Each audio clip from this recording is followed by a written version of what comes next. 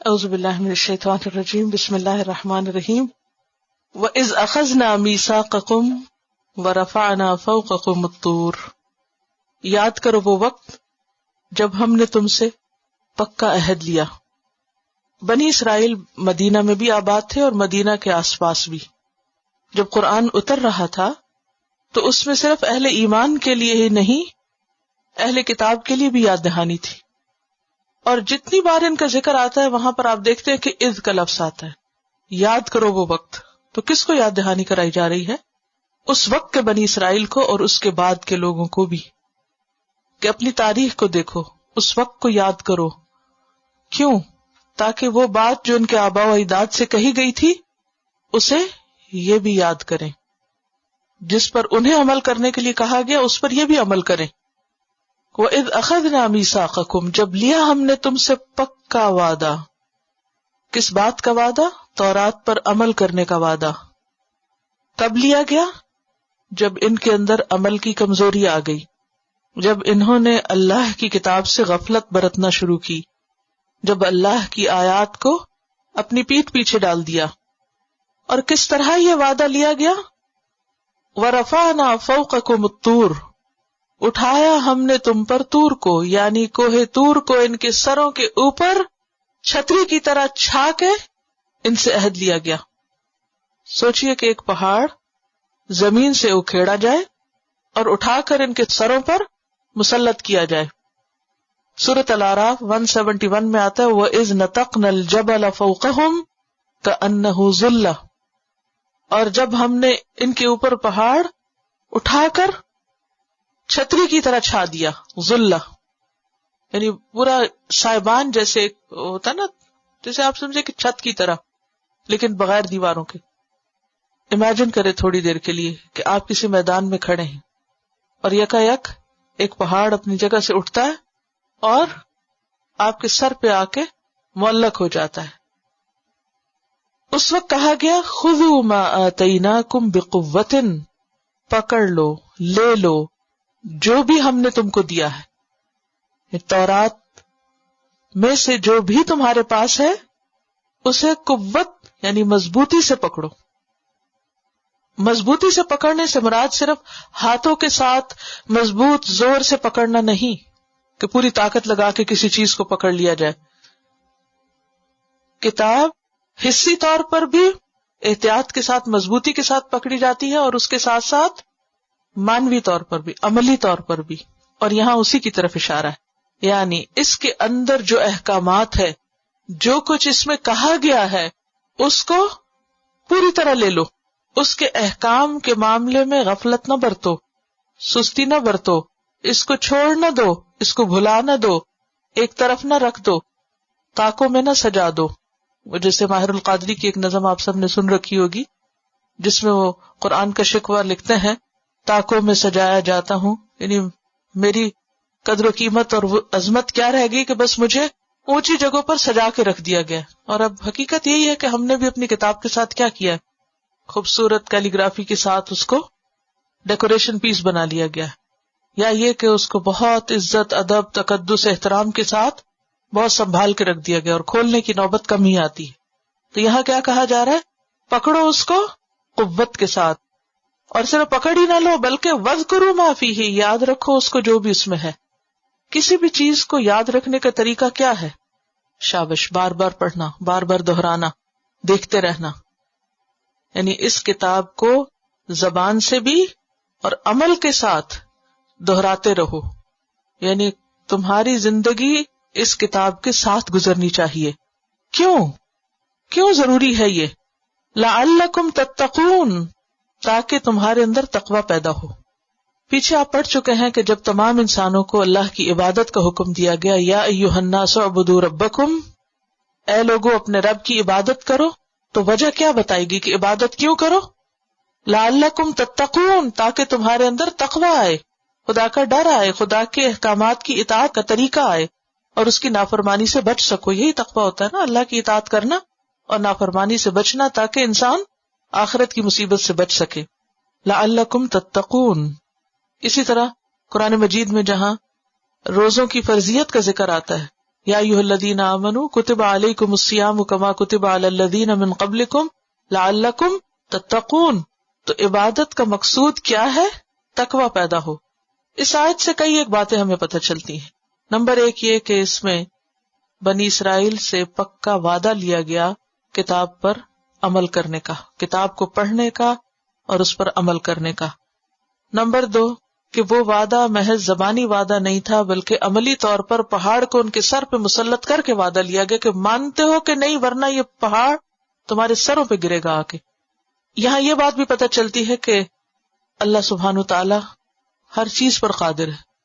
وہ چاہے تو ایک کن کہہ کے پہاڑ کو اٹھا دے اور لوگوں کے سر پہ کھڑا کر دے اور بغیر کسی ٹیک سہارے کے اس کو کھڑا رکھے، ٹکائے رکھے. سمجھانا تو ضروری ہے. مثلاً آپ اپنے بچے کو کہتے ہیں کہ یہ کام کرو، اگر وہ نہیں کرتا تو آپ آنکھیں نکال کے کہتے ہیں یا کان پکڑ کے کہتے ہیں یہ کچھ، تو کیا نہیں کہنا چاہیے؟ کہنا چاہیے، تاکہ بڑے ہو کے وہ یہ نہ کہے کہ آپ نے مجھے کیوں نہیں سمجھایا. آپ مجھے سمجھاتے تو اللہ تعالیٰ تو حجت تمام کر رہے ہیں کہ کوئی یہ نہ کہے کہ ہمیں بتایا نہیں گیا. بعض اوقات کسی کو صرف الفاظ اثر کر جاتے ہیں اور بعض لوگوں کو الفاظ کے ساتھ سختی بھی چاہیے ہوتی ہے. یہ جو لوگ کہتے ہیں نا کہ لا اکراہ فی الدین، دین میں کوئی جبر نہیں، ٹھیک ہے، جب تک آپ مسلمان نہیں تو آپ پہ جبر نہیں. جب آپ مسلمان ہو گئے تو پھر کیا ہے؟ جبر ہے. ماں باپ کا کیا فرض ہے کہ اگر بچے نماز نہ پڑھیں تو کیا کریں؟ چھوڑ دیں. کیا حکم ہے؟ 10 سال کا بچہ ہو جائے تو پھر مار کے بھی پڑھاؤ.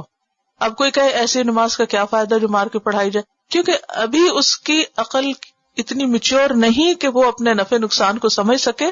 ابھی اس کو نصیحت کے ساتھ مار کی بھی ضرورت ہے، حتیٰ کہ وہ عقل کی پختگی کی عمر کو پہنچ جائے، پھر اپنے خود فیصلہ کر لے کہ اسے کچھ کرنا ہے یا نہیں، پھر اللہ کے ہاں جواب دے. جب تک وہ چھوٹا ہے. تو بنی اسرائیل بھی ابھی اتنے میچور نہیں ہوئے تھے، تو ان کو صرف زبان سے نہیں بلکہ عملی طور پر ڈانٹ کے اور ایک پہاڑ سر پہ مسلط کر کے سمجھایا جا رہا ہے کہ لے لو اس کتاب کو مضبوطی سے. اس آیت سے یہ بات پتہ چلتی ہے کہ یہ بات صرف بنی اسرائیل کے لیے کہ عام حکم ہمارے لیے بھی ہے. ہمیں بھی اس سے نصیحت پکڑنی چاہیے کہ اللہ سبحانہ تعالیٰ نے جو کتاب ہمیں دی ہے وہ پکڑنے کے لیے ہے اور مضبوطی سے پکڑنے کے لیے. یہ نہیں کہ انسان دل چاہے تو پڑھ لے، نہیں دل چاہتا تو نہ پڑھے. نہیں، وَاذْكُرُوا مَا فِيهِ، اسے پڑھتے رہو، اس کی تلاوت کرتے رہو. کچھ لوگ کہتے ہیں کیا فائدہ تلاوت کا؟ آپ کو نہیں پتا ہر وقت کیا ہمارے دل کا حال ایک ہی ہوتا ہے؟ نہیں ہوتا. دل الٹ پلٹ ہوتا رہتا ہے. وہی آیتیں آپ ایک دفعہ پڑھتے ہیں آپ کو سمجھ ہی نہیں آتی، دوسری دفعہ وہی پڑھتے ہیں تو آپ رونے لگ جاتے ہیں، تیسری دفعہ پڑھتے ہیں پھر آپ اوپر سے گزر جاتے ہیں، چوتھی دفعہ کچھ اور حال ہوتا ہے. تو جس طرح روز انسان کو غذا کی ضرورت ہوتی ہے، آکسیجن کی ضرورت ہوتی ہے، اسی طرح کتاب کی اور ذکر جو ہوتا ہے نا تکرار کے لیے بھی، تو بار بار کرو، بار بار کرو. وَاذْكُرُوا مَا فِيهِ، پڑھو بھی اور اس کو سمجھو بھی اور اس پر عمل بھی کرتے رہو. لعلکم تتقون. تو اس سے یہ بات بھی پتہ چلتی ہے کہ تقوی پیدا کرنے کے لیے کتاب کو پکڑ کے رکھنا، اس کو بار بار پڑھنا اور اس پر عمل کرنا ضروری ہے. اور یہ بات بھی اس سے سمجھ میں آتی ہے کہ ایک نیکی دوسری نیکی کے ساتھ تعاون کرتی ہے، ملتی ہے. یعنی کتاب کا پڑھنا تقوی کے لیے، تقوی سے کتاب کی سمجھ، وہ پورا ایک سائیکل بن جاتا ہے. یعنی آپ میں تقوی ہے تو آپ کو ہدایت ملے گی، ہدایت آ گئی تو تقوی میں اضافہ ہوگا، پھر تقوی اور وہ مضبوطی آتی چلی جائے گی. اگر آپ نے سرکل کہیں سے بھی توڑ دیا تو پھر نہ تقوی رہے گا اور نہ ہی کتاب سے تعلق رہے گا. کیا سمجھ میں آیا؟ ایک بات اگر یاد رکھے تو کافی ہے اس پوری آیت میں سے، تقوی کے لیے کتاب سے تعلق ضروری ہے. خذوا ما آتیناکم بقوۃ واذکروا ما فیہ لعلکم تتقون. تو کتاب میں تدبر، غور و فکر، اس کا پڑھنا، اس کا پڑھانا، اس کا علم حاصل کرنا، اس کا سیکھنا، یہ سب کیا ہے؟ تقوی کے حصول کا ذریعہ ہے. ثم تولیتم، پھر تم نے منہ موڑ لیا. ثم تولیتم من بعد ذلک، پھر تم نے منہ موڑ لیا اس کے بعد، یعنی یہ پہاڑ سر پہ آنے اور اس اقرار کے کرنے کے بعد پھر بھول گئے تم. اور بھولنا انسان کی نیچر میں ہے، انسان بھول جاتا ہے. اور اللہ بہت غفور الرحیم ہے. فلولا فضل اللہ علیکم ورحمتہ، پھر اگر نہ ہوتا اللہ کا فضل تم پر اور اس کی رحمت، لکنتم من الخاسرین، تو تم خسارہ پانے والوں میں شامل ہو جائے، تم لوزرز ہوتے. تو اس میں بنی اسرائیل کو ملامت بھی کی جا رہی کہ دیکھو تم نے کیا کیا، وعدہ کر کے پھر گئے، عہد بھلا دیا. اور جب انسان اپنا عہد بھولتا ہے تو اللہ سبحانہ و تعالی بندے کو پھر بھی مزید مہلت دے دیتا ہے، اور بونس دے دیتا ہے، اور چھوٹ دے دیتا ہے. کیونکہ اس وقت جیسے پہاڑ گرنے لگا تھا، ان کا نہیں آپ معاف کر دیں، ہم پکڑ کے رکھیں گے، آپ پہاڑ ہٹا لیں ہم سے. جب ہٹ گیا کچھ دن کے بعد پھر اسی ڈگر پہ آ گئے. اللہ تعالیٰ نے پھر یہ نہیں کیا کہ اچھا دوبارہ میں پہاڑ لا رہا ہوں. اللہ نے ان کو زندگی جتنی بھی ان کی تھی وہ گزارنے کا وقت اور مہلت دی. اگر ایسا نہ ہوتا اور ان میں سے کچھ لوگوں نے توبہ بھی کی ہوگی تو یہ جو ہمیں مہلت مل جاتی ہے نا، ہماری رسی دراز کر دی جاتی ہے اور ہمیں وقت مل جاتا ہے اور مواقع ملتے ہیں، یہ اللہ کی خاص رحمت ہوتی ہے. لیکن ہم اس کا کبھی شکر ادا نہیں کرتے. کتنی مرتبہ ہم بہت سے حادثوں سے نکل جاتے ہیں، ہمیں بار بار اللہ تعالیٰ چانس دے دیتے ہیں، ہم ایک چیز لیتے ہیں پھر چھوڑ دیتے ہیں، پھر بھول جاتے ہیں، پھر تو یہ سب اس کا فضل ہے، اس میں ہمارا کوئی کمال نہیں. اگر آج ہم اس مجلس میں بیٹھے ہوئے ہیں تو یہ صرف اللہ کا فضل ہے کہ وہ اپنی فضل اور رحمت سے ہمیں دوبارہ پھیر کے یہاں لے آؤ. تو اس اللہ کے فضل اور رحمت پر بھی ہمیں شکر گزار ہوتے رہنا چاہیے.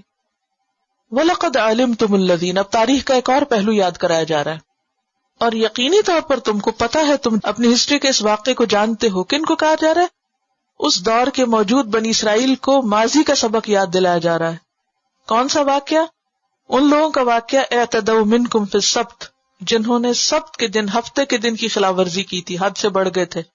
اس واقعے کی تفصیل سورۃ الاعراف آیت 163 میں ملتی ہے، وہاں تفصیل کے ساتھ یہ واقعہ بیان ہوا ہے. بات یہ ہے کہ جیسے مسلمانوں کے ہاں جمعہ کا دن معتبر ہے، کرسچنز کے ہاں اتوار کا ہے، تو اسی طرح یہود کے ہاں ہفتہ کا دن تھا. اور ان کے لیے پابندی یہ تھی کہ ہفتے کے دن وہ کوئی بھی کام نہیں کر سکتے، انہیں ہر طرح کے کام کاج سے چھٹی کرنی ہوتی تھی. اب بات یہ ہے کہ بہت زر پرست اور دنیا کی محبت میں ڈوبے ہوئے لوگ تھے، ان کے لیے ایک دن کام کاروبار بند رکھنا بہت مشکل چیز تھی. 7 days a week کام کرنا چاہتے تھے. اب کیا ہوا کہ اللہ نے ان کو آزمایا. ان میں سے ایک گروہ ایک خاص بستی میں رہتا تھا جو سمندر کے کنارے تھی، جن کا کام مچھلیاں پکڑنا تھا. ان کا حکم یہ تھا کہ ہفتے کے دن مچھلیاں نہیں پکڑو، لیکن ہوتا یہ تھا کہ ہفتے کے دن ہی مچھلیاں خوب اوپر آتی اور باقی دنوں میں اتنی مچھلیاں نہیں آتی تھی. تو اب کیا ہوا، انہوں نے ایک طریقہ سوچا، اور طریقہ کیا تھا کہ جمعے کے دن جال لگا دیتے، ہفتے کے دن کچھ نہیں کرتے، مچھلیاں خود ہی آتی رہتی جال میں، اور اتوار کے دن جال نکال لیتے اور خوب خوب مچھلیاں پکڑتے، خوب عیش کرتے. اور کیا کہتے، ہم نے تو کچھ کیا ہی نہیں، تو معصوم لوگ ہیں، ہفتے کے دن تو کوئی کام ہی نہیں کیا ہم نے. یہ کیا تھا دراصل؟ ہیلا سازی. یہ انہوں نے ہیلا کی، اس کو کہتے ہیں ہیلا کرنا. اور نبی صلی اللہ علیہ وسلم نے خاص طور پر اپنی امت کو اس سے منع کیا ہے. لا ترتکبوا مرتکبت الیہود فتستحلوا محارم اللہ بأدنى الحیل. وہ نہ کرنا جو یہود نے کیا کہ اللہ کی حرام کردہ چیزوں کو ہیلوں کے ذریعے اپنے لیے حلال کر لو. مثلا ایک ہیلا کیا ہے؟ ربا، سود کو لوگ تجارت سمجھ کر اپنے لیے حلال کر لیتے ہیں. وہ کیا کہتے ہیں؟ انما البیع مثل الربا. تجارت میں بھی تو انویسٹمنٹ کرتے ہیں، اس میں بھی ہم بینک کو پیسہ دے دیتے ہیں اور بینک جو ہے وہ ہمارے لیے بزنس کرتا ہے. اور حالانکہ دونوں کی سچویشن میں بہت فرق ہے، لیکن اس کو اس کے ساتھ ملا کے حرام چیزوں کو اپنے لیے حلال کر لیتے ہیں. اسی طرح بعض لوگ تو اور بھی آگے ایکسٹریم پہ پہنچے ہوئے ہیں.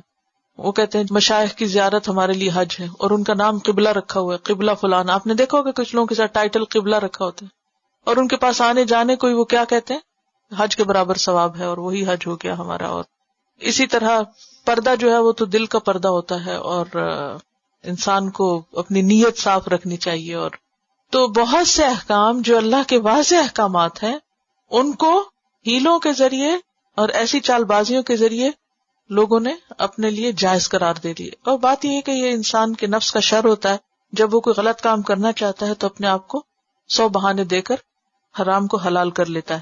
بہرحال انہوں نے کیا کیا کہ ہفتے کے دن خوب مچھلیاں پکڑی. نتیجہ کیا نکلا؟ فَقُلْنَا لَهُمْ كُونُوا قِرَدَةً خَاسِئِينَ. ہم نے کہا ذلیل بندر بن جاؤ.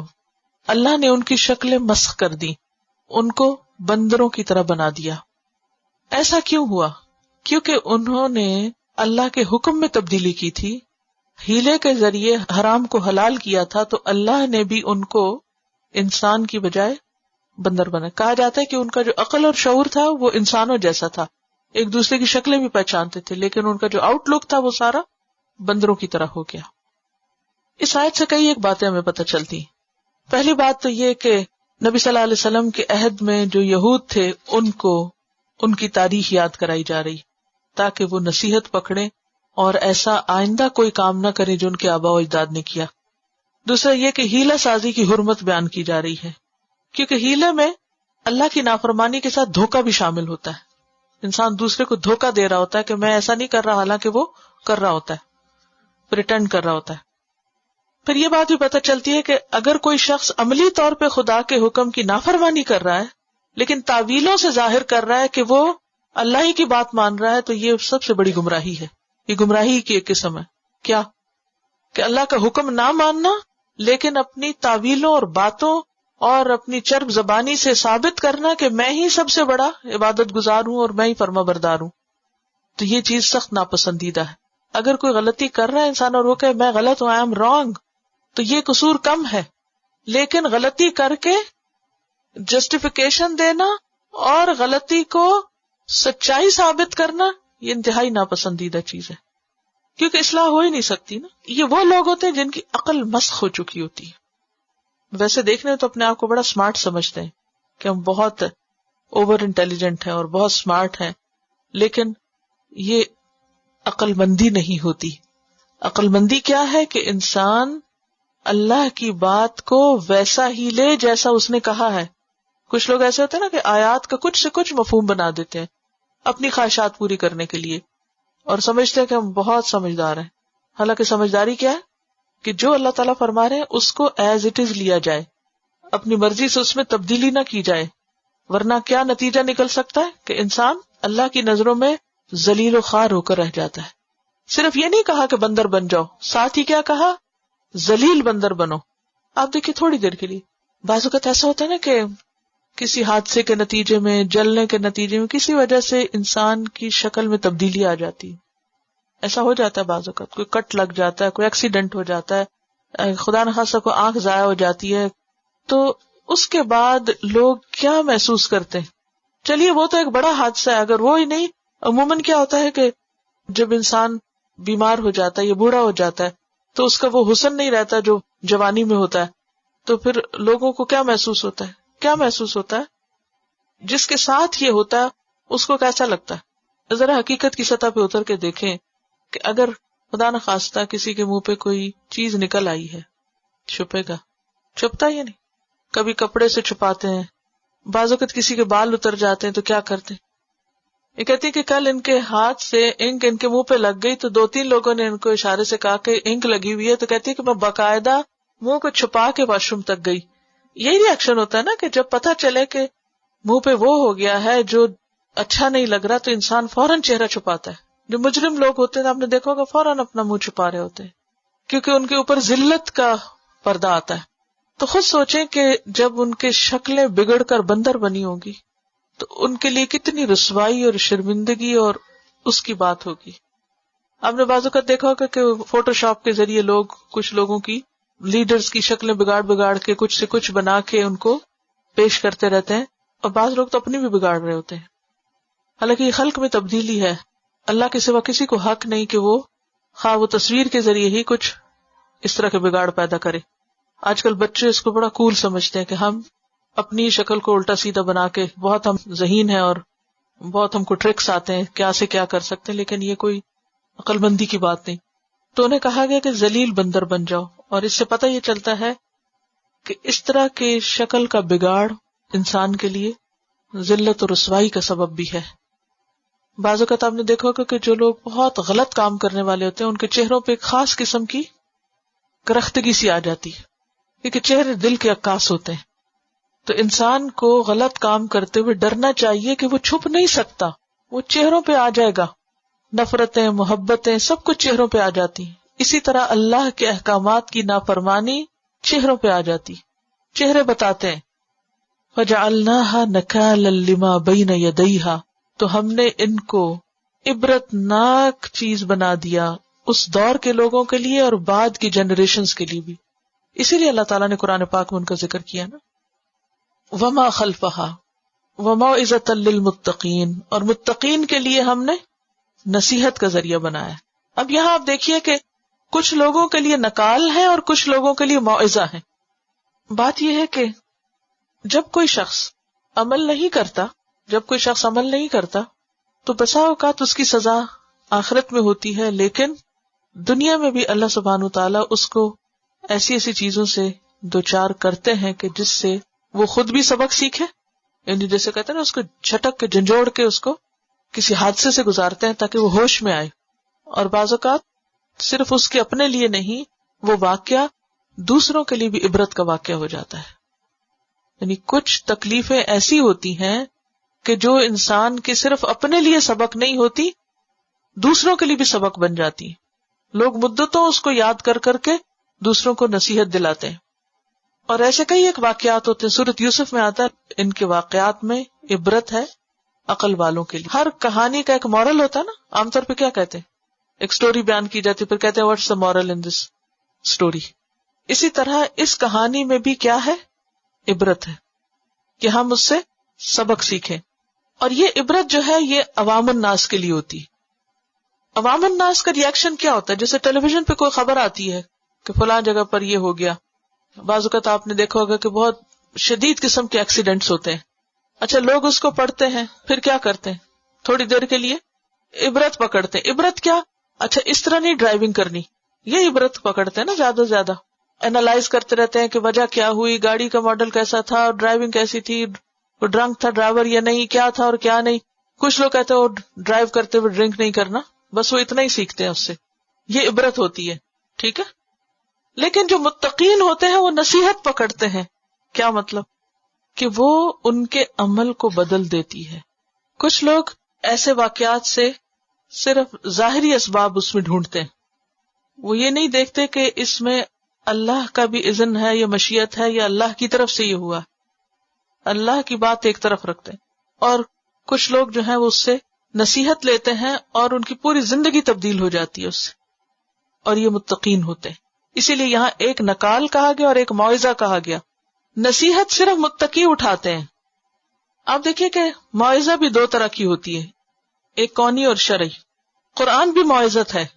سورۃ یونس میں آتا ہے یا ایھا الناس قد جاءتکم موعظۃ من ربکم، یعنی آیات جو ہیں یہ بھی موعظہ ہوتی ہیں. اور اس طرح کے واقعات بھی موعظہ ہوتے ہیں، نصیحت ہوتے ہیں. تو جو لوگ عوام الناس ہوتے ہیں وہ کسی بھی واقعے سے صرف سرسری اور ظاہری اور وقتی سبق لیتے ہیں.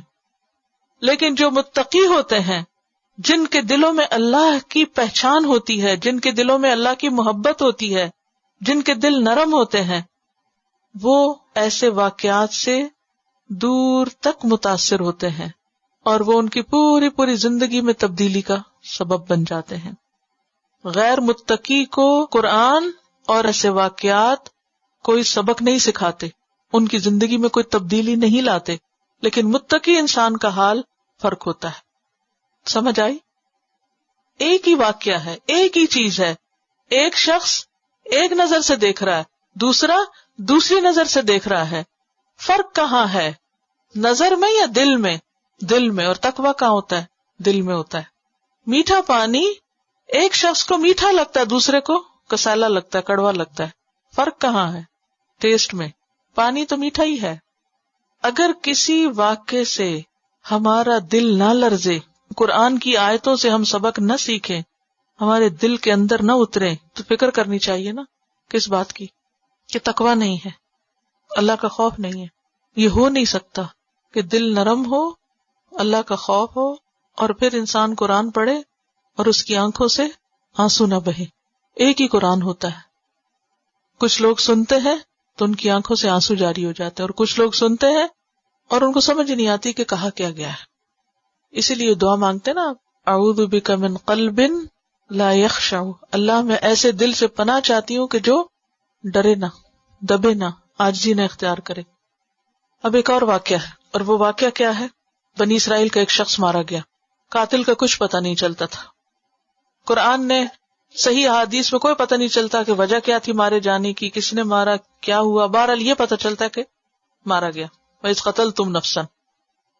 جب قاتل کا پتہ نہ چلا تو عام طور پہ ایسا ہوتا نا کہ جب مجرم کا پتہ نہ چلے تو لوگ ایک دوسرے کو بلیم کرنے لگتے, کس نے کیا کس نے کیا کس نے کیا. ایک قبیلہ ایک صرف دوسرا پہلے کو بلیم کر رہا تھا. تو اللہ تعالیٰ نے اس معاملے کا حل بتایا کہ تم ایک گائے ذبح کرو اور گائے کا ایک حصہ مقتول کے جسم پہ مارو اور اس سے معاملہ صاف ہو جائے گا, پتہ چل جائے گا. یہ حکم سنتے ہی بنی اسرائیل چونک اٹھے, گائے ذبح کرے. اب ہوا کیا, اس کی تفصیل آپ دیکھیے. اب اگلی آیات میں بنی اسرائیل کو ایک گائے ذبح کرنے کا حکم دیا جا رہا ہے. اب دیکھیے کہ اللہ کے حکم کو وہ کس طرح مانتے ہیں. وَإِذْ قَالَ مُوسَىٰ, اور جب کہا موسیٰ علیہ السلام نے, لِقَوْمِهِ, اپنی قوم سے, یعنی بنی اسرائیل سے. اب یہاں پر لِقَوْمِهِ کا لفظ آیا ہے, یعنی اس سے پتہ چلتا ہے کہ ہر شخص اپنی قوم کے حق میں بہت خیر خواہ ہوتا ہے. تو موسیٰ علیہ السلام بھی خیر خواہی کا حق ادا کر رہے ہیں کہ اپنی قوم سے کہا, اپنے لوگوں سے کہا, ان اللہ یأمرکم, بے شک اللہ تم کو حکم دیتا ہے, ان تذبحوا بقرہ, کہ تم کوئی گائے ذبح کرو.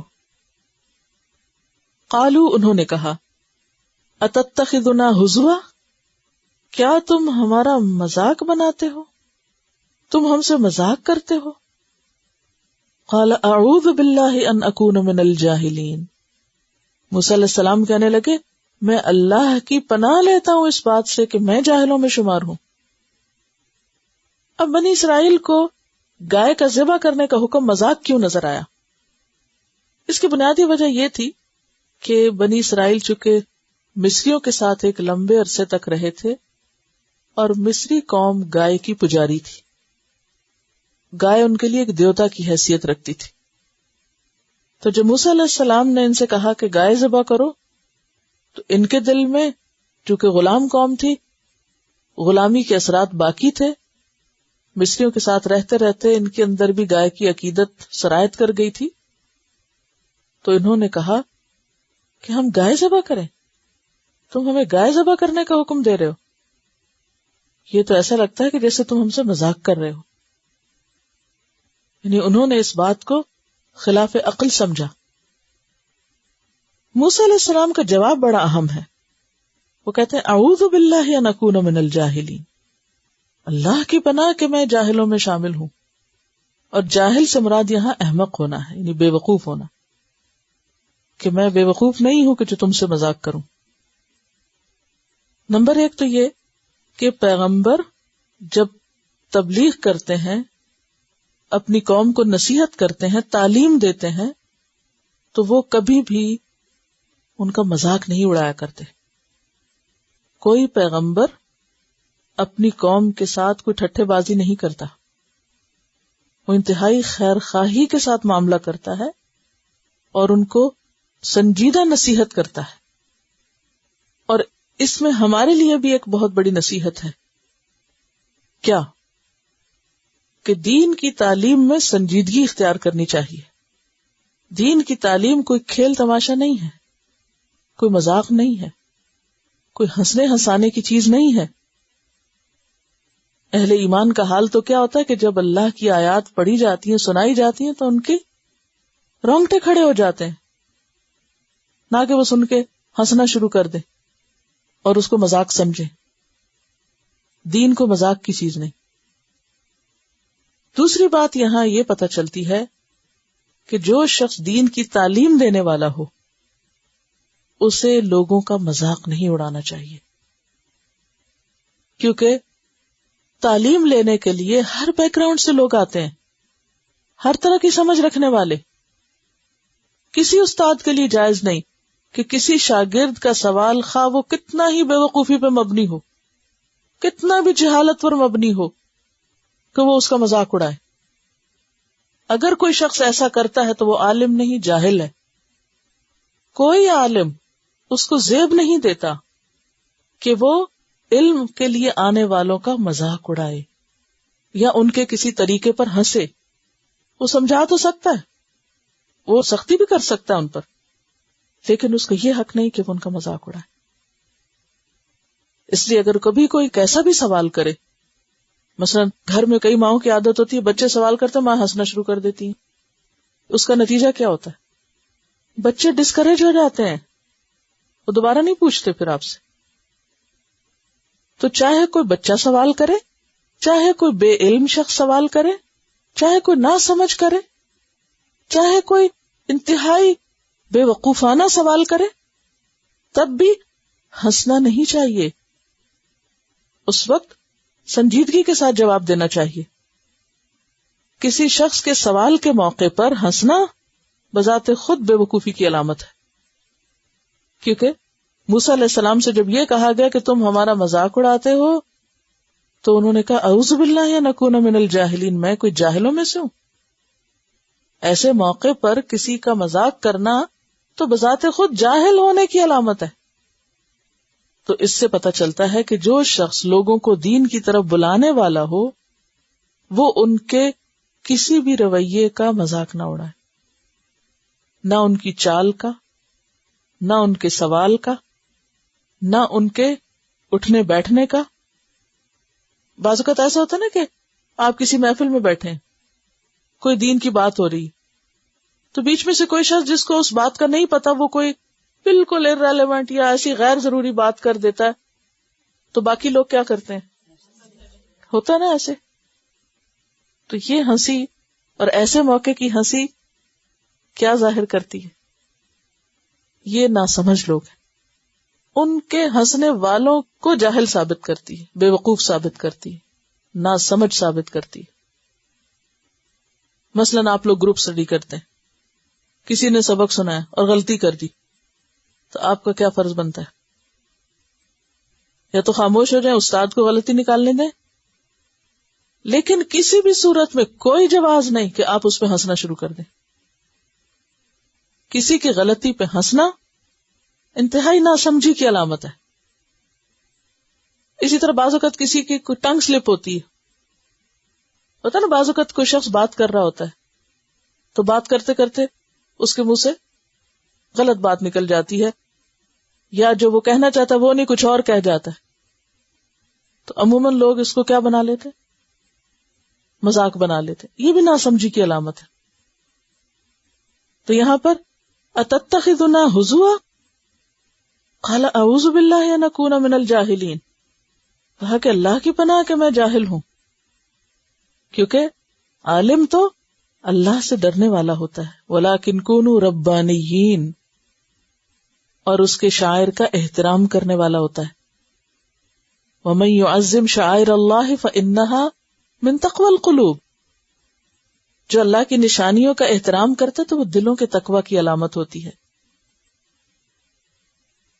قالوا ادع لنا ربک، اب چاہیے تو یہ تھا کہ گائے ذبح کرتے، حجت بازی کرنے لگے، بہانہ بازی کرنے لگے، سوالوں پہ سوال کہنے لگے ہمارے لیے اپنے رب سے دعا کرو. خود نہیں کر رہے، موسیٰ سے کہتے تم دعا کرو. اب آپ دیکھیے کہ ہم میں سے بھی بعض لوگ نہ خود کبھی نماز پڑھیں گے، نہ کبھی اپنے لیے دعا کریں گے، اور جو کوئی سر ڈھکے والا مل جائے گا اس کی جان کھا جائیں گے. تم ہمارے لیے دعا کرو. اس میں کوئی حرج نہیں، انسان دوسروں سے دعا کے لیے کہہ سکتا ہے، لیکن دوسروں کے اوپر اصرار نہیں کرنا چاہیے، دوسروں کو پابند نہیں کرنا چاہیے. یہ دوسرے کو تکلیف میں ڈالنے والی بات ہے. اچھا، میرے ساتھ بہت دفعہ ایسا ہوتا ہے کہ جیسے کوئی اجتماعی پروگرام ہوا، دعا کی آخر میں جو ہی دعا کر کے میں اٹھتی ہوں، پہلا سلام جس سے ہوتا ہے وہ کہتا ہے ہمارے لیے دعا کریں. میری سمجھ سے باہر ہوتی ہے بات کہ ابھی میں نے کیا کیا ہے، ابھی کیا کر کے آئی ہوں، ابھی تو دعا کی ہے اور سب کے لیے کی ہے، اور اٹھتے ہی پہلا مطالبہ کیا ہے؟ دعا کریں. اب اس وقت انسان انتہائی ایک پریشانی کے عالم میں ہوتا ہے کہ اگر وعدہ کر لیا کہ ٹھیک ہے تو کس وقت کریں گے، اگر بھول گئے تو کیا ہوگا. جھوٹے وعدے بھی تو نہیں کرنے چاہیے نا، آپ لوگوں کو جھوٹی تسلی دیتے رہیں جی ضرور آپ کے لیے کریں گے، اور پھر آپ بعد میں بھول ہی جائیں اور کریں ہی نہ. تو کسی سے مطالبہ کرنے کی بجائے انسان کو کام ایسے کرنے چاہیے اللہ کے ساتھ ایسا تعلق ہونا چاہیے کہ دوسروں کے دل سے خود دعا نکلے. اللہ تعالیٰ دوسروں کے دل میں ہمارا خیال ڈال دے کہ وہ خود ہی دعا کرنا شروع کر دے.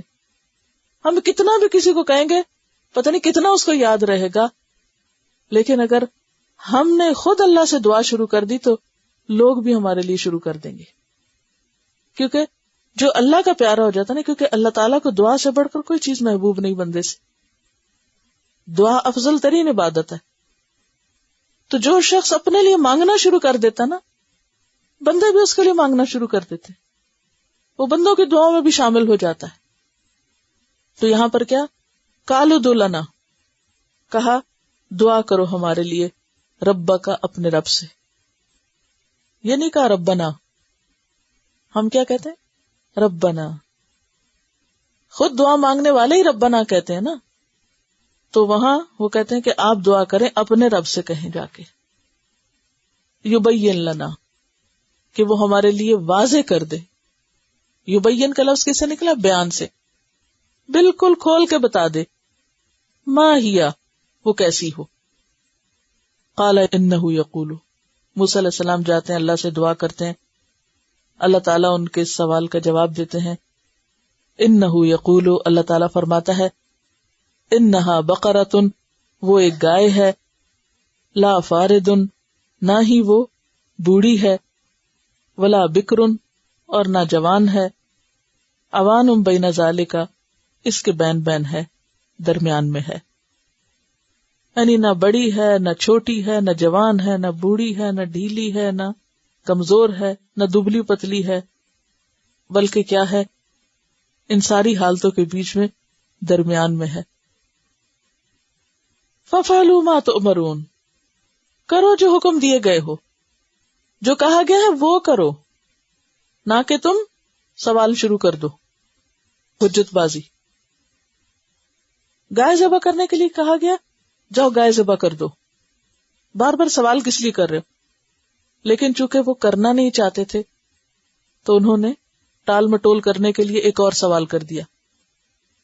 مثلاً آپ کسی سے کہتے ہیں نا اچھا جاؤ میرے لیے پانی لاؤ، تو وہ آپ سے پوچھنا شروع کر دے ٹھنڈا لاؤں کہ گرم لاؤں. آپ کہتے ہیں اچھا ٹھنڈا لے.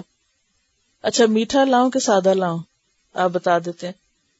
اچھا کلرڈ ہو کہ سفید ہو، گلاس میں لاؤں یا مگ میں لاؤں، آدھا گلاس لاؤں یا بھرا ہوا لاؤں. تو یہ کون کرے گا یہ سب؟ یہ اتنے سوال. تو آپ کیا کہیں گے کہ براہ کرم مت لاؤ تاکہ جان چھوٹ جائے، کام نہ کرنا پڑے. تو سوالات کی کثرت کس لیے؟ عمل نہ کرنے کے لیے. کیونکہ کثرت کلام جو ہوتی ہے وہ عموماً انسان کو عمل سے روک دیتی ہے. یہ جملہ لکھ لیجئے، کثرت کلام بے عملی کا ذریعہ بن جاتی ہے. یعنی زیادہ باتیں انسان کے عمل میں رکاوٹ بنتی ہیں. کیسے بنتی؟ ایک تو سوالوں کی کثرت انسان کے لیے کام کو مشکل بنا دیتی ہے، لیکن اگر کوئی سوال نہ بھی کرے تو ویسے ہی کثرت کلام جو ہے وہ عمل کے رستے میں رکاوٹ بنتی ہے. جتنی دیر میں ہم باتیں زیادہ کریں اتنی دیر میں کیا ہو سکتا ہے؟ کام ہو جائے گا آگے. عموماً بہت سے کام نہ کرنے کی وجہ کلام کی کثرت ہوتی ہے. آپ اپنی زندگی میں جائزہ لے کے دیکھ سکتے ہیں.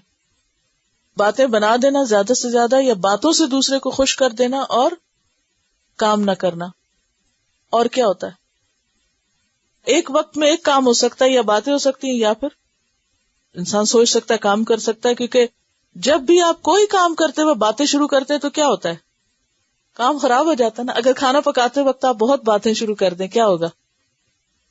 کبھی کھانا جل جاتا ہے، کبھی وہ کچھ گڑبڑ ہو جاتی ہے. اسی طرح فون پر لمبی لمبی باتیں کرتے ہیں اور پھر آخر میں کہتے ہیں آج تو وقت ہی نہیں ملا کام کرنے کا، سارے ہی کام رہ گئے. بھی کبھی سوچا وقت کیوں نہیں ملا؟ ایک بات کو اتنا لمبا بنایا، اتنا لمبا کیا، بات سے بات نکالتے گئے تو کام کے وقت میں تو پھر کچھ نہیں رہا. اچھا اسی طرح زیادہ باتیں نماز پر بھی اثر انداز ہوتی ہیں. کیسے؟ نماز میں بھی وہی باتیں پھر یاد آتی ہیں زیادہ. اور پھر ویسے بھی نماز کے لیے وقت کم رہ جاتا ہے. اچھا آپ دیکھیں کہ کثرت کلام دل کو سخت کرتی ہے. یہ سنا ہوا آپ نے؟ کثرت کلام دلوں کی سختی کا باعث ہوتی ہے. اچھا جب دل سخت ہو جاتا ہے پھر آپ نماز میں کھڑے ہوتے ہیں تو خشوع کہاں سے آئے گا؟ کیونکہ کوئی نہ کوئی غلط بات منہ سے نکل جاتی ہے نا. پھر انسان اس کی تعویل شروع کر دیتا، غلطی مانتا نہیں، وہ گناہ پر گناہ، کیونکہ نیکی نیکی کو لاتی ہے نا. بعض اوقات خلاف مزاج کوئی بات ہو جاتی ہے تو پھر سارا دن دل اسی میں الجھا رہتا ہے. اور جب ہم بہت بول لیتے ہیں تو پھر جب کام کی بات سننے کا وقت آتا ہے تو پھر ہم تھک چکے ہوتے ہیں، اس میں پھر ہمارا دل نہیں لگتا. اور سب سے بڑی بات ہے کہ پڑھنے کو بھی دل نہیں کرتا. پھر اگر آپ مثلاً لے کے بیٹھے نا پڑھنے کے لیے، اتنے میں کوئی آگے بیچ میں باتیں کرنے لگے یا فون آ گیا اور سننے بیٹھ گئے، تو اس کے بعد کیا ہوتا ہے؟ اچھا کہاں سے پڑھ رہے تھے، پھر وہ دل ہٹ جاتا ہے. یکسوئی کے خلاف ہے. بعض اوقات ایسی باتیں بھی منہ سے نکل جاتی ہیں کہ جس کی وجہ سے انسان ریگریٹ کرتا رہتا ہے اور پھر اپنے آپ کو خود ہی کوستا رہتا ہے. اگر ضمیر تھوڑا سا زندہ ہو نہ ہو تو پھر تو کوئی فرق نہیں پڑتا. اچھا یاد رکھیے ایسے مواقع پر بولنا جس میں خصوصاً بولنے سے منع کیا گیا ہے. کون کون سے مواقع ہیں؟ نمبر 1 نماز کے وقت، قرآن کی تلاوت سنتے وقت، آذان سنتے وقت، علم کی مجلسوں میں. یہ وہ مواقع ہیں جہاں انسان کو ویسے ہی کلام سے منع کیا گیا ہے. اب مثلاً نماز میں تو جو بولے گا اس کی نماز ہوگی نہیں. قرآن سنتے وقت جو بولے گا وہ رحمت سے دور ہوگا، کیونکہ قرآن پاک میں کیا کہا گیا؟ اذا قرئ القرآن فاستمعوا له وانصتوا لعلکم ترحمون. جب قرآن پڑھا جا رہا ہو تو خاموش رہو، غور سے سنو تاکہ تم پہ رحم کیا جائے. جب کوئی اذان کے وقت بولتا ہے تو یہ اس کے انتہائی ناسمجھ ہونے کی دلیل ہے. کیوں؟ وہ کیسا موقع ہوتا ہے اذان سن کر جواب دینے اور دعا مانگنے کا. وہ وقت ہے جب دعا رد نہیں ہوتی. حدیث میں آتا ہے کہ اذان کے بعد آسمان کے دروازے کھلتے ہیں. دعاؤں کی قبولیت کا وقت ہے. اب نہ سمجھ لوگ بولے چلے جا رہے ہیں، نہ خود سن رہے ہیں نہ سننے دے رہے ہیں، اور سوال کرنا شروع کر دیتے ہیں بیچ میں. یعنی بعض اوقات ایسا ہوتا ہے نا کہ آپ نہیں بول رہے، دوسرا شخص بول رہا ہے، جب آپ جواب نہیں دیتے تو وہ خاموش ہو جاتا ہے کہ بھئی یہ اذان سن رہا ہے. لیکن کئی لوگ اس پر بھی نہیں گزارا کرتے، وہ الٹا سوال بھی شروع کر دیں گے تاکہ آپ لازمن بولیں. جی بہت اہم بات، جمعے کے خطبے کے وقت بعض اوقات جب عربی میں خطبہ ہوتا ہے یا انگریزی میں ہوتا ہے اور سمجھ نہیں آتی، بعض لوگ تو حرم میں جا کر بھی خطبے کے دوران باتیں نہیں چھوڑتے. حدیث میں آتا ہے کہ جو شخص جمعے کے خطبے میں کسی کو چپ کرانے کے لیے اگر اتنا بھی کہتا ہے کہ چپ ہو جاؤ تو وہ بھی لغو بات کرتا ہے. اتنا بھی ناپسندیدہ ہے کسی کو کہنا کہ چپ ہو جاؤ، اتنی یکسوئی چاہیے. تو جب ہماری ایک ہیبٹ ڈیولپ ہو جاتی ہے تو پھر ہم یہ بھول جاتے ہیں کہ اب موقع کون سا ہے، پھر موقع بے موقع بولتے ہیں. تو موقع بے موقع بولنا کیا ہے؟ نہ سمجھ ہونا. تو کثرت سوال اور کثرت کلام انسان کو عمل سے روک دیتا ہے، اور خاص طور پر جب انسان سے خاموشی کا مطالبہ ہو اس وقت بولنا انتہائی ناسمجھی کی دلیل ہے. قالوا ادع لنا ربک یبین لنا ما لونھا، کہنے لگے اپنے رب سے جا کے سوال کرو، ہمیں بتائے کہ اس کا رنگ کیا ہو. اب یہ بھی کوئی سوال تھا؟ گائے ذبح کرنے کے لیے کہا جا رہا ہے، جس کو گائے کہتے ہیں بس ذبح کر دو اس کو. اس ذبح ہونے میں رنگ کا کیا تعلق؟ قال انہ یقول انہا بقرۃ صفراء. تو موسیٰ علیہ السلام آ کے بتاتے ہیں کہ اللہ تعالیٰ فرماتا ہے کہ وہ گائے زرد رنگ کی ہو، گہرا ہو اس کا رنگ، فاقع لونھا تسر الناظرین، دیکھنے والوں کو خوش کرتی ہو، یعنی دیکھنے والوں کو بہت متاثر کرے. اب دیکھیں کہ جتنے سوال کیے چلے جا رہے ہیں بظاہر تو یہ سمجھ رہے ہیں کہ شاید نہ کام کرنا پڑے اور ڈیلے ہوتا جائے عمل کرنا، لیکن اتنا ہی دین مشکل بنتا چلا جا رہا ہے. قالوا ادع لنا ربک یبین لنا ما ہی، پھر کہتے ہیں ہمارے لیے پوچھ کے آؤ، بیان کرو وہ کیسی ہے. ان البقرہ تشابہ علینا، ہمیں تو کچھ سمجھ نہیں آ رہا، یہ گائے ہم پر مشتبہ ہو گئی ہیں. اور وَإِنَّا إِنشَاءَ اللَّهُ لَمُهْتَدُونَ، اور اگر اللہ نے چاہا تو ہم ضرور پتہ لگا لیں گے. جب کوئی شخص اللہ کا حکم سن کر عمل کر لیتا ہے تو اللہ تعالیٰ اس کے لیے آسانی پیدا کر دیتے ہیں. جب کوئی شخص حکم سن کر حجت بازی شروع کر دیتا ہے تو اللہ تعالیٰ اس کے لیے آسان حکم کو بھی مشکل بنا دیتے ہیں. قرآن پاک میں سورۃ اللیل کی آیت نمبر 5 سے 10 تک فَأَمَّا مَنْ آتَى وَاتَّقَى وَصَدَّقَ بِالْحُسْنَى فَسَنُيَسِّرُهُ لِلْيُسْرَى، کہ جس شخص نے دیا، تقویٰ کیا، بھلائی کی تصدیق کی، یعنی جو درست بات ہے اس کو سچ مانا، فَسَنُيَسِّرُهُ لِلْيُسْرَى، تو ہم اس کے لیے آسانیوں کی طرف آسانی کر دیں گے، یعنی نیکی بھی آسان کر دیں گے اس کے لیے. اور جس نے نہیں ماننا چاہا وَأَمَّا مَن بَخِلَ وَاسْتَغْنَى وَكَذَّبَ بِالْحُسْنَى فَسَنُيَسِّرُهُ لِلْعُسْرَى، اور جس نے بخل کیا، جھٹلایا، نہ مان کے دیا، بے پرواہی برتی، تو اس کے لیے کیا ہے؟ ہم اس کے لیے مشکل راستہ نکالیں گے، اس کے لیے کام مشکل کر دیں گے. اور ہوا بھی یہی کہ ان کے لیے اب گائے پانی بہت مشکل ہو گئی، اسی لیے تو کہا ان البقرہ تشابہ علینا، اب تو ڈھونڈنا ہی بڑا مشکل ہو گیا ہے.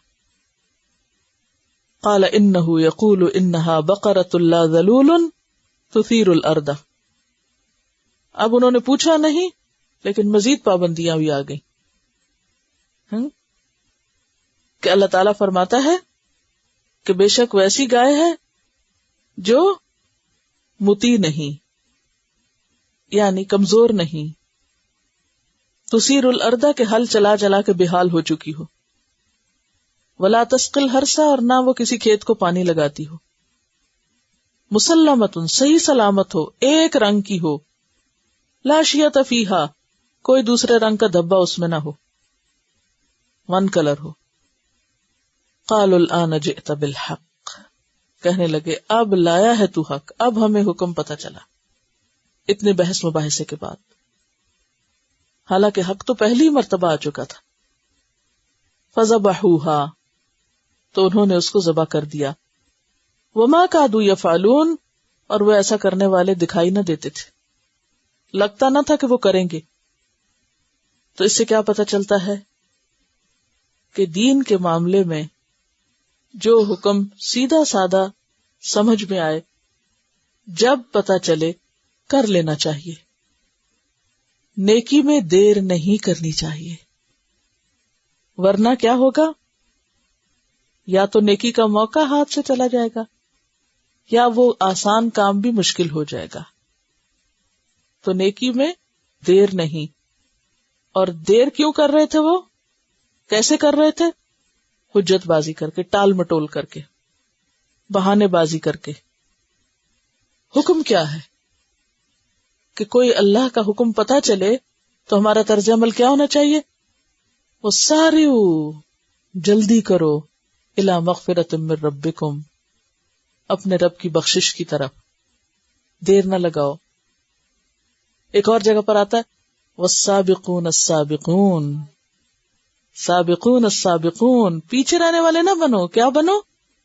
آگے نکلنے والے ہی آگے نکلنے والے ہیں. نیکی کے کام میں آگے نکلنے کی کوشش کرو، پیچھے نہ رہو، لیڈر بنو، فالوورز نہیں.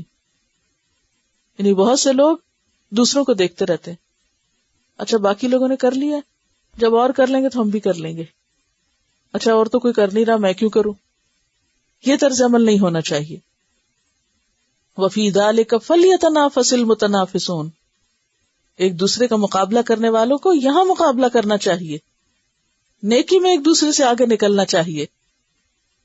ایک اور جگہ پر آتا ہے فَفِرُّوا إِلَى اللَّهِ، اللہ کی طرف دوڑو، دوڑ کے آؤ، حکم سن کر ٹال مٹول نہ کرو. حدیث میں بھی آتا ہے بادروا بالاعمال الصالحۃ، نیک کام کرنے میں جلدی کر لو، فتنن، فتنوں کی وجہ سے، کقطع اللیل المظلم، سیاہ رات کے اندھیروں کی طرح فتنے ایک کے بعد ایک آئیں گے.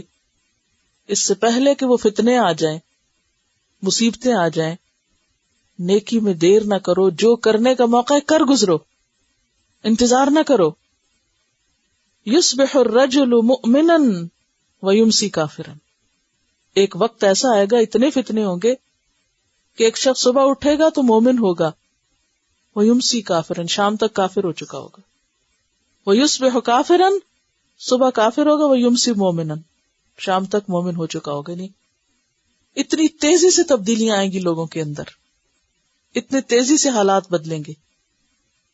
یبیع دینہ بعرض من الدنیا، دنیا کے تھوڑے سے فائدے کے لیے اپنے دین کو بیچ ڈالے گا.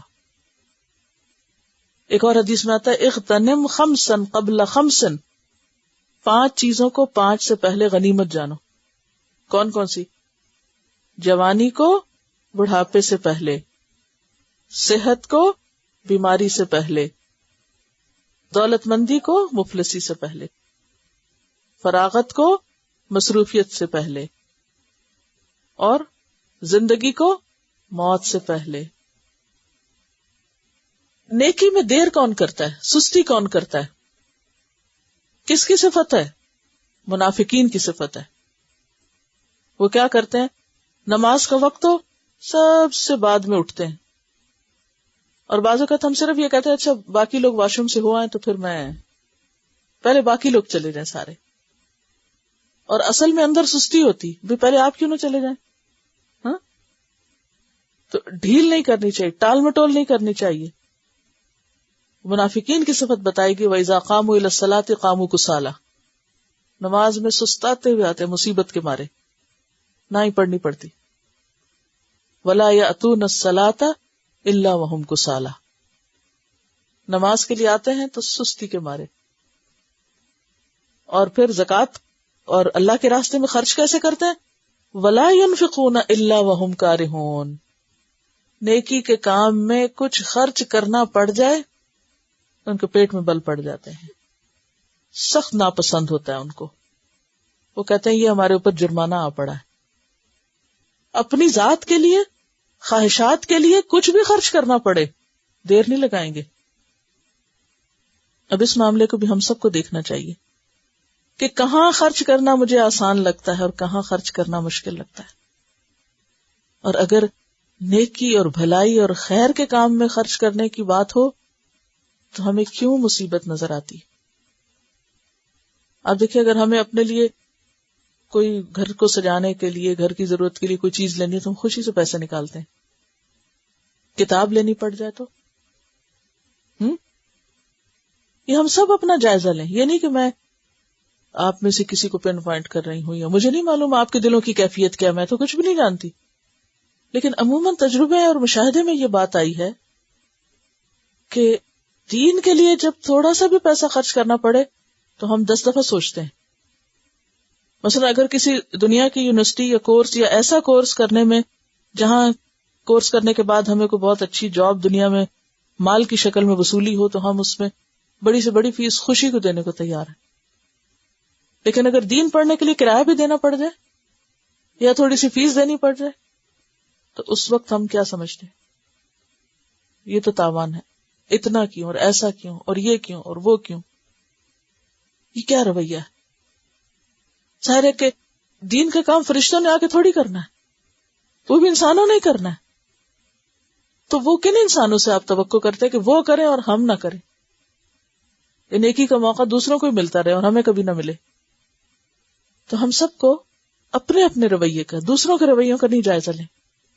ہم سب دوسروں کے بارے میں خوب سوچتے ہیں، خود کے لیے نہیں سوچتے کہ دین کے لیے جب مجھے خرچ کرنا ہوتا ہے تو میرے دل کی حالت کیا ہوتی. نیکی کے کاموں میں مال خرچ کرتے ہوئے میں کیا کرتی اور دنیا کے لیے خرچ کرتے ہوئے کیا کرتی. اور دوسرا اہم سبق اس رکوع سے کیا پتہ چلتا ہے کہ دین کے معاملے میں بیکار سوال اور غیر ضروری گفتگو سے بچنا چاہیے. بال کی کھال نہیں اتارنی چاہیے. قرآن پاک میں واضح طور پر فرمایا گیا کہ یا ایھا الذین آمنوا لا تسألوا عن اشیاء ان تبد لکم تسؤکم. اے لوگو جو ایمان لائے ہو، ایسی باتیں نہ پوچھا کرو جو تم پر ظاہر کر دی جائیں تو تمہیں ناگوار ہوں. حضرت علی رضی اللہ تعالیٰ عنہ بیان کرتے کہ رسول اللہ صلی اللہ علیہ وسلم نے فرمایا انسان کے اسلام کی خوبی میں یہ بھی داخل ہے کہ وہ لایانی باتیں چھوڑ دے. یعنی انسان کا خوبصورت اسلام کیا ہے؟ بیکار باتوں کو اپنی زندگی سے باہر نکالے. ہمارا وقت کب بچ سکتا ہے، ہم اہم کام کب کر سکتے ہیں، بہتر کام کب کر سکتے ہیں؟ اسی وقت جب ہم اپنی زندگی سے غیر ضروری چیزوں کو نکالیں گے. اب دیکھیں نا، اگر آپ اپنے گھر کو جنک سے بھر دیں گے تو کام کی چیز تو نہیں رکھ سکتے وہاں پر. جو کچھ روز خرید کے لاتے ہیں، اگر آپ ہر ڈبے کو یہ کہ یہ کتنا خوبصورت کارٹن ہے، یہ کتنا خوبصورت پیکنگ ہے، یہ کتنی خوبصورت چیز ہے، اور وہ ساری خوبصورت چیزیں سجاتے چلے جائیں گھر میں، تو گھر کیا ہو جائے گا؟ جنک سارا گھر میں بھر لیں تو کوئی کام کی چیز رکھنے کا تو پھر آپ کو وقت نہیں ملے گا. وقت تو کیا، جگہ ہی نہیں ملے گی. پھر اسی طرح آپ صلی اللہ علیہ وسلم نے یہ بھی فرمایا کہ اغلوطات سے بچو. اغلوطات کیا ہوتے ہیں؟ وہ مسائل جو واقع ہونے سے پہلے فرضی طور پر ہم پوچھنا شروع کر دیں. مثلا حدیث میں آتا ہے کہ قیامت کے قریب سورج مغرب سے نکلے گا، آتا نا، تب کوئی ابھی سے سوال پوچھنا شروع کر دے کہ اچھا پھر وہ فجر کس وقت ہوگی اس دن. یعنی جو چیز ابھی ہوئی نہیں تو اس کے بارے میں کس لیے پوچھ رہے؟ جب کوئی چیز سامنے آ جائے گی، واقع ہو جائے گی تو پھر دیکھ لیں گے. تو ایسے سوال کرنا کہ جو صرف لوکانیات پر مبنی ہو. لوکانا کا مطلب ہوتا ہے اگر ایسا ہو جائے تو کیا ہوگا، اگر ویسا ہو جائے تو کیا ہوگا. یعنی ہائپوتھیسس پہ بیس کرنا اور محض بیکار کی باتیں سوچنا اور کرنا یہ درست نہیں. حدیث میں آتا ہے اللہ تعالیٰ نے تمہارے لیے قیل و قال کو کہا گیا اور اس نے کہا. قیل و قال کیا ہوتا ہے؟ قیل و قال کیا مطلب ہے؟ قیل و قال کا کہی گئی اور اس نے کہا، اس سے منع کیا گیا. کیا معنی سمجھا آپ نے اس سے منع کیا گیا؟ یعنی جو باتیں کہیں ایک جگہ ہوئی، سنی سنائی نہیں ہے، یہ واقعی ہوئی. قیلا کا کیا معنی ہے؟ کہا گیا. یعنی کہی ہوئی باتیں دوبارہ دوبارہ دہراتے رہنا، کی ہوئی باتوں کو پھر کرنا، یہ معنی ہے اس کا. اس نے یہ کہا تھا، اس نے وہ کہا تھا، اس نے یہ کہا، اس نے وہ کہا. کثرت سے ایسی باتوں سے منع کیا گیا ہے. کیوں منع کیا گیا اس سے؟ یہ بھی ٹائم ویسٹر میں سے ہے. یعنی ایک قصہ آپ ایک دفعہ سنا چکے، پھر دوبارہ وہی کرنے بیٹھ گئے. ایک بات ایک دفعہ کی، پھر وہی کر رہے ہیں. کیلا بھائی کہی جا چکی، ہو چکی بات، پھر کیوں دوبارہ وہی بات؟ اور قالا اس نے کہا اور اس نے کہا. ہم ذرا اپنی ٹیلی فونوں کی گفتگوؤں کو دیکھیں کیا ہوتی ہیں. کیا قیل و قال ہی نہیں ہے؟ اس نے یہ کہا، اس نے وہ کہا، اس نے یہ کہا، میں وہاں گئی تو اس نے یہ کہا، تو میں نے یہ کہا، تو اس نے یہ کہا. ذرا غور تو کریں ہم اپنی گفتگو پر. ان اللہ کرہ لکم، اللہ نے تمہارے لیے ناپسند قرار دیا ہے. کرہ کا کیا معنی ہے؟ کراہت. کس بات سے؟ اللہ کو کیا ناپسند ہے؟ قیل و قال. اچھا قیل و قال میں عام طور پر کیا ہوتا ہے زیادہ؟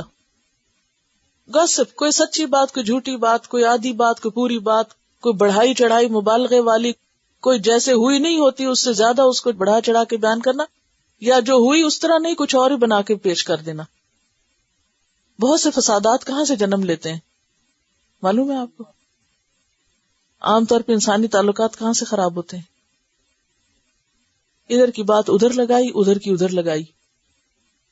جھگڑے ختم ہونے کا نام نہیں لیتے، اینڈ لیس بدگمانیاں پیدا ہو جاتی ہیں. اور بعض اوقات تو آؤٹ آف کانٹیکسٹ بات کرنا، یعنی کسی نے کسی خاص کانٹیکسٹ میں بات کی، اس کو وہاں سے اڑا کے کسی اور کانٹیکسٹ میں جا لگانا، اس سے کیا ہوتا ہے؟ فساد. تو یہ بنی اسرائیل کے یہ سارے اعمال جو تھے ہمیں آئینہ دکھائے جا رہے ہیں کہ تمہیں ایسا نہیں کرنا. تو ان اللہ کرہ لکم قیل وقال، قیل وقالا جب جزم کر دیتے نا تو بات کا مزہ نہیں آتا، وہ سمجھ نہیں آتی پوری. قیل وقالا، قیل وقالا کہیں گے تو ترجمہ کر لیں گے نا خود ہی، قال فلان قال فلان قال فلان. اچھا، وَإِضَاعَةِ الْمَالِ، اور مال ضائع کرنے سے منع کیا، وَكَثْرَةِ السُّؤَالِ، اور بہت زیادہ سوال کرنے سے. اب آپ دیکھیے کہ جو اللہ تعالیٰ نے ناپسند کی ہیں چیزیں وہ ہمیں بے حد پسند ہے. بس مال اڑائے جانا، بیکار کی چیزیں خرید خرید کے گھر بھر لینا، یعنی ضرورت نہیں ہے. آپ دیکھیے یہ تینوں ٹائم ویسٹرز ہیں، تینوں کے تینوں ٹائم ویسٹرز ہیں. بیکار کی شاپنگ، ادھر گھوم ادھر پھر ادھر پھر، نہ لینا نہ دینا، صرف ونڈو شاپنگ، ٹائم ویسٹ کرنے کا ذریعہ. کثرت سوال، کوئی مقصد نہیں، کوئی حاصل نہیں، کوئی ضرورت ہی نہیں، بیکار باتیں پوچھے چلے جانا. اور پھر اس کا قصہ قصہ گوئی، کہانیاں. تو بات یہ ہے کہ جن لوگوں کی زندگی میں کوئی مقصد ہوتا ہے، جو سنجیدہ لوگ ہوتے ہیں، جو پریکٹیکل لوگ ہوتے ہیں، ان کے سامنے حکم آیا، انہوں نے کیا کیا؟ فوراً مان لیا، کیا اور ختم. آگے اور بتائیے، ہاں، اسی کو نہیں دہراتے چلے جاتے.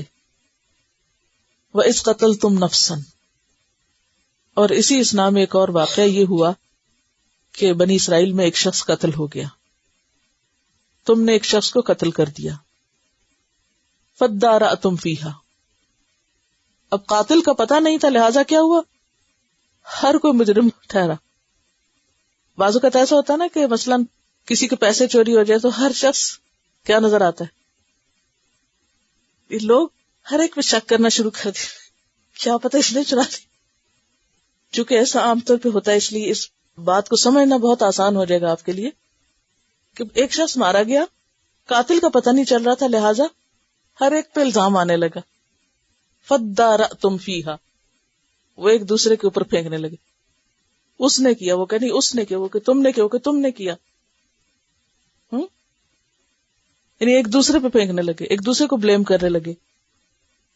واللہ مخرج ما کنتم تکتمون، اور اللہ کھولنے والا تھا، نکالنے والا تھا جو تم چھپا رہے تھے. اللہ سارا بھید کھولنے والا تھا، اس لیے کہ اللہ کو تو سب پتا ہے. یستخفون من الناس ولا یستخفون من اللہ، لوگ لوگوں سے چھپتے ہیں، اللہ سے نہیں چھپتے. وہو معہم، اللہ ان کے ساتھ ہی ہوتا ہے. اذ یبیتون ما لا یرضی من القول، جب وہ رات کو چھپ چھپ کے ایسی باتیں کہتے ہیں جو ناپسندیدہ ہے. وکان اللہ بما یعملون محیطا، اور اللہ ان کے سارے عمل کو گھیرے ہوئے. یعنی کوئی شخص اگر یہ سمجھے کہ ہم دوسرے سے چھپ کے کوئی کام کر لیں گے تو اللہ تعالیٰ اسے کھولنے والا ہے. یاد رکھیں، جو برائی چھپ کے کی جاتی ہے، کوئی نہ کوئی موقع زندگی میں آ جاتا ہے، وہ کھل جاتی ہے.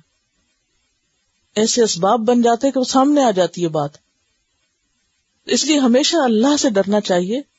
اللہ کے ڈر سے انسان گناہ سے بچے، نہ کہ لوگوں کے ڈر سے کہ لوگ دیکھ لیں گے تو کیا ہوگا. تو اب کیا ہوا؟ اللہ تعالیٰ نے حکم دیا، فَقُلْنَا اضْرِبُوهُ بِبَعْضِهَا، ہم نے کہا یہ جو گائے ذبح کی ہے اسی کے بعض حصے کو مقتول کے اوپر مارو. اور دوسری تفسیر یہ کی گئی کہ اس میت کے ہی جسم کے ایک حصے کو دوسرے پہ مارو، یعنی مثلا پاؤں کے ساتھ پاؤں مارو یا ہاتھ پہ ہاتھ مارو. کیونکہ یہ کہا جاتا ہے کہ جب انہوں نے گائے ذبح کی تو اسی اسنا میں یہ واقعہ بھی ہو گیا ساتھ ہی، یعنی کوئنسیڈنس جس کو آپ کہتے ہیں. اور بعض نے کہا کہ نہیں یہ الگ واقعہ ہے اور حکم یہ ہوا تھا کہ اس میت کے جسم کے ایک حصے کو دوسرے کے ساتھ مارو. اور اللہ تعالیٰ نے دکھانا کیا تھا؟ كَذَلِكَ يُحْيِي اللَّهُ الْمَوْتَى، کیونکہ ان کے اندر مرنے کے بعد جی اٹھنے کا کانسیپٹ ختم ہوتا جا رہا تھا. بنی اسرائیل کا عقیدہ آخرت کمزور ہو گیا تھا، تو ان کو یہ یقین دہانی کرانی تھی کہ دیکھو اسی طرح جب تم مر جاؤ گے تو تمہیں بھی اللہ اپنی تدبیر سے اٹھا دے گا. وَيُرِيكُمْ آيَاتِهِ لَعَلَّكُمْ تَعْقِلُونَ، اور وہ اپنی آیات اپنی نشانیاں تمہیں دکھاتا ہے تاکہ تم عقل سے کام لو. تو یہاں وہ گائے جس کے ذبح کرنے کے حکم کو وہ مذاق سمجھ رہے تھے، اللہ تعالیٰ نے اسی کے ذریعے ان کا اتنا بڑا مسئلہ حل کر دیا. اور یہ سمجھتے تھے کہ گائے کو بہت عزت دیتے تھے اور یہ سمجھتے تھے گائے ذبح کی تو ہمارے اوپر پتہ نہیں کیا مصیبت آ جائے گی. تو ہوا یہ کہ آئی ہوئی مصیبت ٹل گئی اس تدبیر سے. تو اصل سبق اس واقعے سے کیا نکلتا ہے کہ گائے کا ذبح کرنا ان کے حق میں بہتر ہوا، اگرچہ وہ کرنا نہیں چاہتے تھے، لیکن جب انہوں نے کیا تو نقصان کی بجائے فائدہ ہوا. اور مزید اسی واقعے سے یہ سبق بھی نکلا کہ اللہ تعالی اگر ایک لاش کو زندہ کر سکتے ہیں تو سارے انسانوں کو مرنے کے بعد دوبارہ زندہ کر سکتے ہیں. اور پھر ساتھ ساتھ یہ قاتل کا پتہ لگانے کے لیے ایک معجزاتی تدبیر بھی ثابت ہوئی. تو بات یہ ہے کہ جہاں تک آخرت میں انسان کے دوبارہ پیدا کرنے کا تعلق ہے تو اللہ تعالی کے لیے یہ ایسے ہی ہے جیسے ایک انسان کو پیدا کرنا، اور اس کے لیے کچھ بھی مشکل نہیں. دنیا میں کتنی مثالیں ہمارے سامنے. آپ دیکھیے کہ انسان کہاں سے پیدا ہوتا ہے؟ انسان کیا ہوتا ہے؟ کوئی زندہ چیز ہوتی ہے؟ گوشت کا ٹکڑا، خون کا لوتھڑا، اس میں روح کون ڈالتا ہے؟ اللہ. پودوں کو دیکھیں، یہ زمین مری پڑی تھی آپ کے سامنے، کوئی زندگی نہ تھی اس میں، کس نے اس کو ہرا بھرا کیا؟ اللہ نے. اسی طرح باقی تمام چیزیں بھی، جتنی بھی زندہ چیزیں آج تمہیں نظر آتی ہیں یہ پہلے کچھ نہ تھی. تو اسی طرح جب یہ دوبارہ مر جائیں گی تو پھر اللہ تعالیٰ ان کو نئے سرے سے زندہ کرے گا. اس پر کسی نے سوال کیا تھا مجھ سے، پیچھے وہ آیت گزری ہے نا کہ تم کچھ نہ تھے، پھر اللہ نے تم کو زندہ کیا، پھر مر جاؤ گے. پھر تو ان کا کہ یہ جو بنی اسرائیل کے 70 لوگ مارے گئے تھے تو یہ کیسے ہو گیا؟ یا یہ ہے کہ یہ جو بنی اسرائیل کا واقعہ ہوا کہ اس مقتول کو دوبارہ زندگی دے دی گئی دنیا میں ہی، یا حضرت عیسیٰ علیہ السلام جو تھے وہ مردوں کو اللہ کے اذن سے زندہ کر لیتے تھے. تو یہ تمام معجزات ہیں. ہر معاملے میں ایکسیپشنل کیس بھی ہوتا ہے. ایک ہوتا ہے عمومی قاعدہ اور ایک ہوتا ہے استثنائی صورت. تو یہ تینوں چیزیں، حضرت عیسیٰ کا مردوں کو زندہ کرنا، بنی اسرائیل کے 70 لوگوں کا زندہ ہونا، اور یہاں اس شخص کا، اس مقتول کا زندہ ہونا وہ گائے کا ٹکڑا لگنے سے، یہ سب کیا ہے؟ عمومی قاعدے کے خلاف استثنائی صورتیں ہیں. اور ایسا ہونا بالکل ممکن ہے. اگر یہ ایسا نہ ہو سکے تو پھر اللہ کی قدرت بندوں پر کیسے ظاہر ہو؟ تو یہ اللہ تعالیٰ نے خاص طور پر پیغمبروں کو معجزات دیے ہیں، پیغمبروں کو معجزات دیے ہیں. ٹھیک ہے، یہ تینوں چیزیں پیغمبروں سے متعلق ہے نا، عام لوگوں سے متعلق تو نہیں ہے. تو ایسا ممکن ہے. وآخر دعوانا ان الحمد للہ رب العالمین.